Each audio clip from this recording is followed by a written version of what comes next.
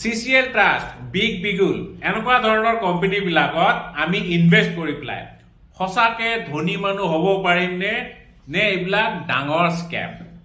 আজি মই আপোনালোকক কৈ আছো। চাওক, মই এজন শ্বেয়াৰ মাৰ্কেট ইনভেষ্টৰ হয়। যেতিয়া কোম্পানী এটাত ইনভেষ্ট কৰো বুলি ভাবো তেতিয়া মই কোম্পানীটো ভালদৰে এনালাইচিছ কৰো। কোম্পানীটোৰ বিজনেছ মডেল কি, ৰেভিনিউ ক'ৰ পৰা আহে, ইত্যাদি ইত্যাদি।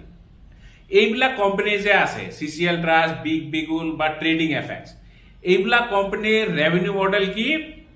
যোনবিলাক নতুন মানুহ জইন কৰে তেওঁলোকৰ জইনিং ফিজটো পুৰণা মানুহখিনিক ভগাই দিয়া। যেতিয়া নতুন মানুহ অহা বন্ধ হ'ব তেওঁলোকৰ ৰেভিনিউ বন্ধ হৈ যাব আৰু এটা সময়ত কোম্পানীটো বন্ধ হৈ যাব। এইবিলাক কোম্পানী বেছি দিন নচলে, 2-4 বছৰ মান চলিব পাৰে, তাৰপিছত আল্টিমেটলি কিন্তু বন্ধ হৈ যাব। এইবিলাকক কোৱা হয় পঞ্জি স্কিম। ইয়াৰ ওপৰত মই ডিটেইলছ ভিডিঅ' এটা